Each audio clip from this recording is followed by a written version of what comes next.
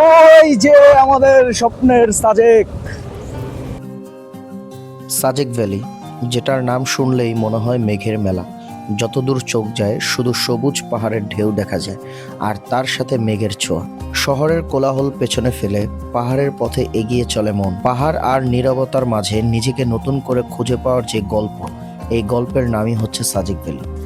সাজেক যাওয়ার এই পথ যেন আপনাকে নিয়ে হারিয়ে যাবে এক কল্পনার রাজ্যে। চলুন আজকে আপনাদের নিয়েও এই স্বপ্নের রাজ্যে হারিয়ে যাই, আর তার সাথে থাকছে ঢাকা থেকে সাজেক ভ্রমণের সম্পূর্ণ গল্প।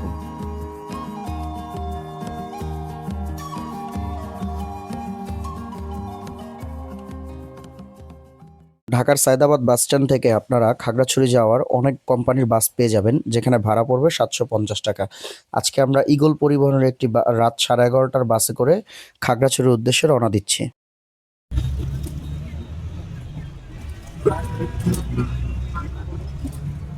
সকাল সকাল বাসের জানালা দিয়ে এরকম ভিউ দেখতে দেখতে আপনারা চলে যাবেন খাগড়াছড়ির সদরে। আর সদর থেকে হচ্ছে মূলত আমাদের মেইন সাজেক ভ্যালি যাওয়ার জার্নিটা শুরু হবে।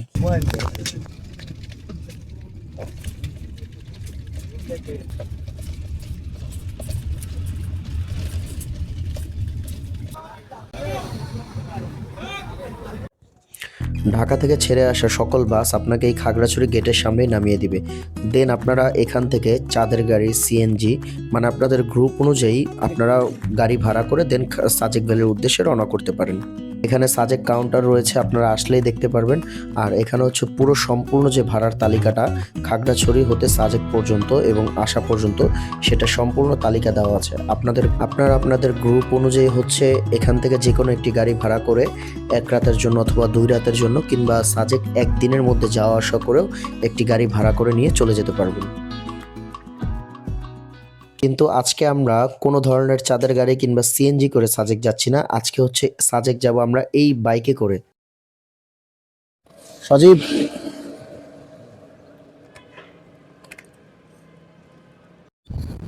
ফাইনালি আমরা চলে যাচ্ছি সাজেকের উদ্দেশ্যে। আজকে হচ্ছে আমাদের বাইক ট্যুর খাগড়াছড়ি থেকে সাজেক ভ্যালি। খাগড়াছড়ি থেকে মোটামুটি 1 ঘন্টার মতো সময় লাগে বাগাইহাট আর্মি ক্যাম্পে আসতে। আর এই আর্মি ক্যাম্পে এসে হচ্ছে আমাদের সাজেক যাওয়ার যে প্রসেসিংটা, সেটা মেইন প্রসেসিং হচ্ছে এখান থেকেই শুরু। এটাই হচ্ছে মূলত বাগাইহাট আর্মি ক্যাম্প, যেখানে হচ্ছে সাজেক যাওয়ার আগে সকল ধরনের পারমিশন সেনাবাহিনী থেকে নিয়ে তারপর হচ্ছে যেতে হয়। এখানে হচ্ছে সকল ধরনের আপনার সিএনজি, তারপর হচ্ছে চাঁদের গাড়ি, বাইক পার্কিং করা থাকে। সো এখান থেকে পারমিশন নিয়ে দেন হচ্ছে আমাদের সাজেকের উদ্দেশ্যে রওনা করতে হবে।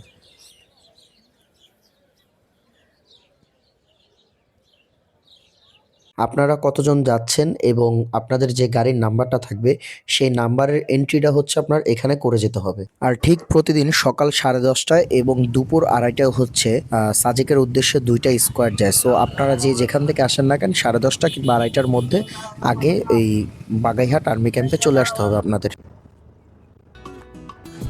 ঠিক সকাল 10:30টায় আমাদের সাজেকের উদ্দেশ্যে যে স্কোয়াডটা, সেটা হচ্ছে ছেড়ে দেওয়া হয় বাগাইহাট আর্মি ক্যাম্প থেকে। সর্বপ্রথমে হচ্ছে থাকে পুলিশের গাড়ি, দেন হচ্ছে আপনার সেনাবাহিনীর গাড়ি, তারপর হচ্ছে সকল বাইক। এভাবে প্রত্যেকটা বাইক হচ্ছে সামনে থাকে, দেন হচ্ছে আপনার সিএনজি কিংবা আপনার চাঁদের গাড়ি, এই গাড়িগুলো হচ্ছে থাকে।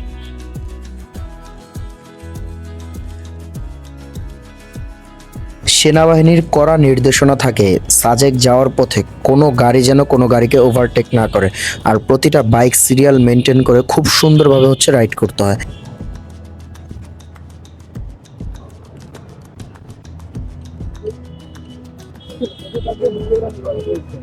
পাহাড়ি রাস্তায় এরকম স্কোয়াডের সাথে রাইড করা, এটা বাইকারদের জন্য একটা ড্রিম বলা যায়। সো আমরা এই পাহাড়ি রাস্তায়, এত সুন্দর রাস্তায় বাইক নিয়ে রাইড করছি আর সাজেকের উদ্দেশ্যে যাচ্ছি। চলুন যেতে যেতে সম্পূর্ণ ভিউগুলো আপনাদেরকে দেখানো যাক। এরকম একটা সিচুয়েশনে বাইক রাইড করতে করতে এরকম একটা গানই মনের মধ্যে বাজছে।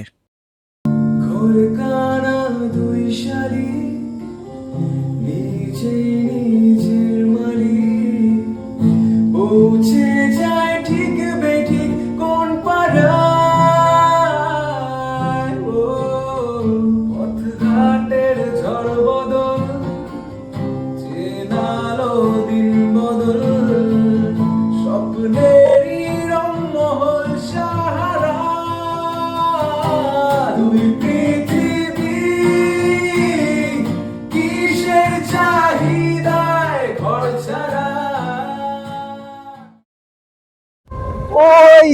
আমাদের স্বপ্নের সাজেক। ওই যে উপরে দেখা যাচ্ছে সাজেক ভ্যালি। আমরা হচ্ছে এখন ওই উপরে উঠবো বাইক নিয়ে। সামনে যে পাহাড়টা দেখা যায় সেটাই হচ্ছে সাজেক ভ্যালি। এই ধরনের রাস্তায় ভাই বাইক রাইড করা সত্যি চমৎকার বিষয় ভাই। বাংলাদেশের সেরা জায়গা ভাই।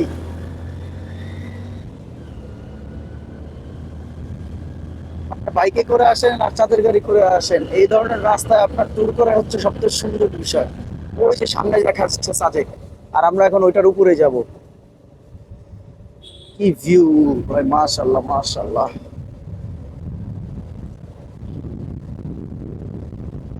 সাজেকের পথে যে শেষ 5 কিলো আছে, এই 5 কিলোকেই বলা হচ্ছে সাজেকের সবচেয়ে ডেঞ্জারাস হিল। সো এখন আমরা এই হিলটাই পার করছি, আর একটু সামনে গেলে হচ্ছে আমাদের মূল সাজেক ভ্যালি থেকে যে ভিউ পয়েন্ট সেটা দেখা যাবে। চলুন উপরে যাই।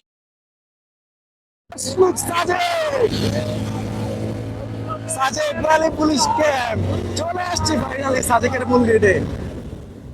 Wow view man.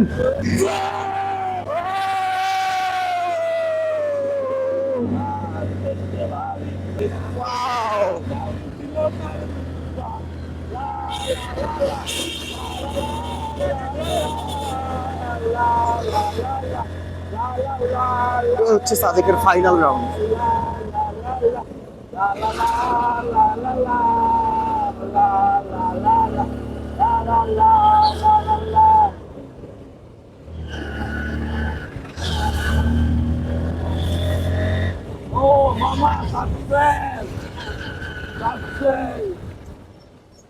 এটা হচ্ছে সাজেকের সবগুলো রিসোর্ট, মাঝখানে পুরো সব নষ্ট হয়ে গেছিল, এখন আবার নতুন করে অনেক রিসোর্ট হচ্ছে ওপেন।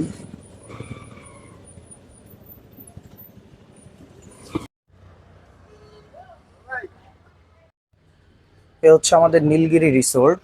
এই রিসোর্টের এই যে রুম নাম্বার 101, এই রুমটা আজকে আমরা একদিনের জন্য বুকিং দিয়েছি।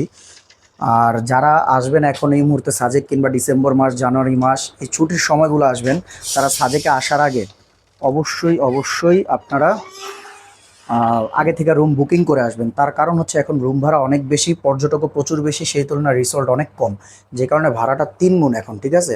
সো এই রুমটা নর্মাল সিজনে উনি আমাকে বললো যে 1000 বা 1500 টাকা আমরা দিই, কিন্তু এখন 3000 3500 টাকা উনি রুম ভাড়া এটা দিবে না কোনোভাবেই। এখানে যদিও ভাড়ার চার্জ দেওয়া আছে, আমরা এই রুমটা কাপল রুম, এটা এখানে আমরা 3 জন থাকবো যদিও। তো এই কারণে আজকে আমরা একদিনের জন্য ভাড়া দিচ্ছি হচ্ছে প্রায় 3000 টাকা। সো এই রুমের একটা সুন্দর ভিউ হচ্ছে এই যে বারান্দাটা, দেখতে চলুন। মাশাল্লাহ, এই যে বারান্দা থেকে এইরকম একটা ভিউ পেয়ে যাবেন। আর এখানে যে 2টা চেয়ার থাকবে, সুন্দরভাবে বসে সারা রাত আড্ডা দেওয়ার মতো পেয়ে যাবেন। আর এই যে হচ্ছে আমার রুমমেট। সো দুপুরবেলা খাওয়া দাওয়া শেষ করে আপনারা হচ্ছে কংলাক পাহাড়ের দিকে যেতে পারেন, কারণ সাজেক থেকে কংলাক পাহাড় খুব কাছে। এখন আমরা যাচ্ছি কংলাক পাহাড়ে, সেই দৃশ্যটা আপনাদেরকে দেখাবো। সো চলুন। দুপুরবেলা যে কোনো একটা হোটেল থেকে খাওয়া দাওয়া শেষ করে আপনারা সরাসরি কংলাক পাহাড়ের দিকে চলে যাবেন, কারণ এই সময়টা গেলে একদম 2:30 থেকে 3টা এই সময়ের মধ্যে গেলে কংলাক পাহাড়টা একদম খালি থাকে। আর কংলাক পাহাড়ে হচ্ছে 2 পাশ থেকে একটা সুন্দর ভিউ পাওয়া যায়। এই জন্য আমরা এখন যাচ্ছি কংলাক পাহাড়ে। চলুন।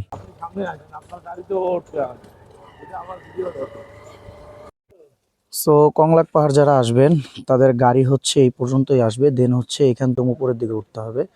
আর উপরে কিছু রিসোর্ট আছে, আপনারা চাইলে এখানে হচ্ছে একটু ভাড়া বেশি, আপনারা চাইলে এখানেও থাকতে পারেন। সো এই পর্যন্ত হচ্ছে গাড়ি আসতে পারবে শেষ, তারপর হচ্ছে আপনার পায়ে হেঁটে দেন হচ্ছে পাহাড়ের দিকে উঠতে হবে। সো আমরা এখন যাচ্ছি একদম পাহাড়ের উপরে, চলুন। সো এই বাস নিয়ে হচ্ছে জীবনে উপরে উঠতে হবে ভাই, বাঙালির জীবনে বাস ছাড়া কিছু নাই। আয় উপরে আয়, যাই এখন বাস নিয়ে উপরের দিকে, দেখা যাক কত দূর যাওয়া যায়, একদম উপরে উঠতে পারি কিনা। প্রচুর বেশি খাড়া ভাই, যারা সীতাকুণ্ড উঠছেন তাদের জন্য খুব একটা বেশি কঠিন না। সো সীতাকুণ্ড উঠার এক্সপিরিয়েন্স থাকলে এখানটা তেমন একটা বেশি কষ্ট হবে না আশা করা যায়। চলুন যাওয়া যাক। এই যে এরকম একটি চায়ের দোকান, এই যে আমরা এখানে বসে আড্ডা দিতেছি, আর এই পাশে হচ্ছে মিজোরাম, মায়ানমারের। So, এই ভিউ দেখে দেখে ভাই চা খাওয়ার ফিল জাস্ট অসাম ভাই। এ হচ্ছে আমাদের ব্যাম্বো টি, আর হচ্ছে দুইটা রেগুলার টি, আর এর পাশাপাশি হচ্ছে মিজোরামের এই সুন্দর ভিউ। এরকম ভিউ দেখে আর এরকম চা, মানে আপনার দিন আর আপনার বিকালটা সবচেয়ে বেশি সুন্দর হয়ে যাবে। সো এখানে আসলে এরকম ভিউ দেখে দেখে এই চা খাওয়ার এনজয়টা অবশ্যই করবেন। বন্ধু বান্ধব মিলে সবাই আড্ডা দিয়ে এই চা খাওয়ার এনজয়টা সবার জীবনে একবার হলেও প্রয়োজন।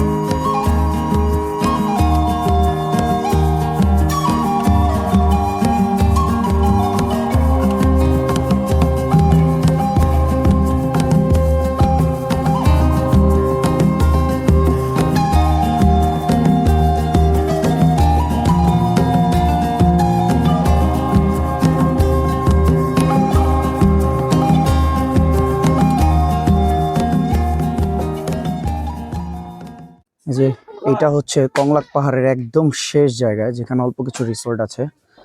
এগুলা পাহাড়িদের রুমও তারা এমনি ভাড়া দেয় নর্মালি পর্যটকদের সময়। সো এই জায়গাটা আপনারা আসতে পারেন, একদম শেষ প্রান্তের প্রায়। এখানে কংলাক পাহাড়ে আসলে দেখবেন পাহাড়িরা তাদের কিছু ঐতিহ্যবাহী মানে গিফট আইটেম বিক্রি করে থাকে। যেমন এই যে এখানে মগগুলো দেখতে পাচ্ছেন, এগুলো দিলে তারা হচ্ছে নাম লিখে, আপনি যে নামটা দিবেন তারা হচ্ছে সে নাম লিখে তারপরে এগুলো বিক্রি করে থাকে। এগুলো জাস্ট আপনার 100 টাকা করে নেয় পার পিস। আরও বিভিন্ন রকমের আছে, বিভিন্ন রকমের বিভিন্ন দাম। সো আপনারা যারা চান তারা অবশ্যই নিজেদের মানে একটি স্মৃতির জন্য এরকম কোনো গিফট নিয়ে আসতে পারেন আপনাদের জন্য।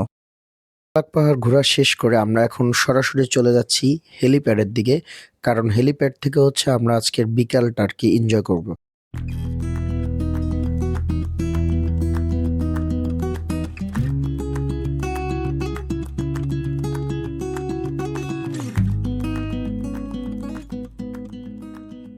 কংলাক পাহাড় থেকে যাওয়ার পথেই সাজেকের একমাত্র পুল ভিউ একটি রিসোর্ট দেখতে পেলাম। তাই যারা একটু লাক্সারিয়াস ভাবে থাকতে চান তারা কিন্তু অবশ্যই এইরকম সাজেকে কিছু লাক্সারিয়াস রিসোর্ট আছে, তারা এই রিসোর্টগুলো দেখতে পারেন। আর এই রিসোর্ট থেকে সাজেকের যে ভিউটা পাওয়া যায় এটা হচ্ছে সবচেয়ে বেশি সুন্দর। তাই আপনারা যদি এরকম রিসোর্টে থাকতে চান অবশ্যই আগে থেকে বুকিং করে আসার চেষ্টা করবেন।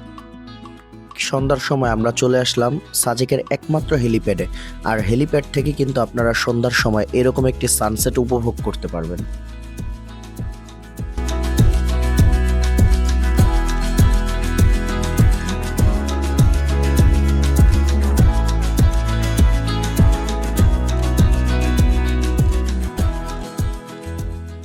সন্ধ্যা নামার সাথে সাথেই সাজেকের হেলিপ্যাড ঘেঁষে এরকম স্ট্রিট ফুডের অনেকগুলো দোকান হয়ে যায়। এখানে অনেক রকম ফুডই পাওয়া যায়, কিন্তু প্রত্যেকটা দোকানে হচ্ছে খাবারগুলো অনেকটা কাছাকাছি আইটেম বিক্রি করে তারা। সো আপনারা সন্ধ্যার সময় এসে এখানের লোকাল ফুডগুলো ট্রাই করতে পারেন এবং কিছুটা সময় আপনারা এখানে পার করতে পারেন। এটা দিকে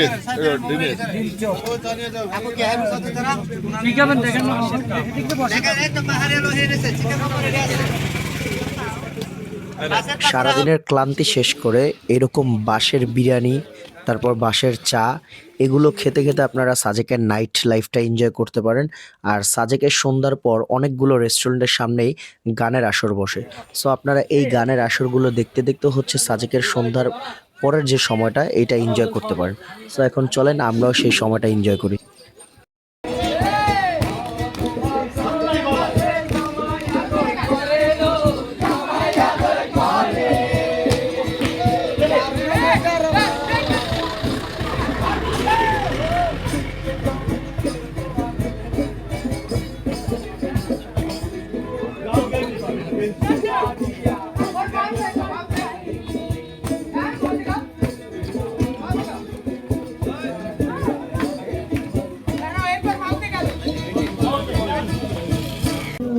খুঁজে পাবো না চাঁদের আলো তোর কখনো আমার হবে না।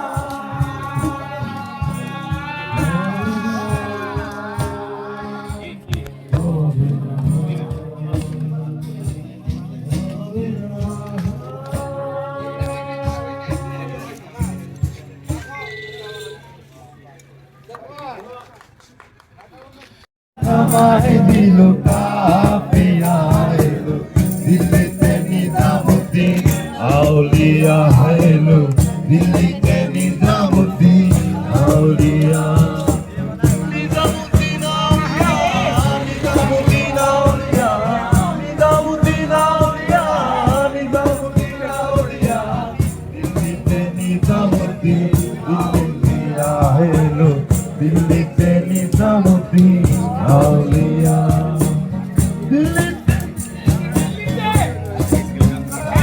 আপনারা চাইলে এখান থেকে ডিনার করে নিতে পারেন বারবিকিউ কিংবা হচ্ছে বাঁশ বিরিয়ানি। সো বাঁশ বিরিয়ানি 1:2 যেটা ওটা হচ্ছে 650 থেকে 700 টাকা পড়ে।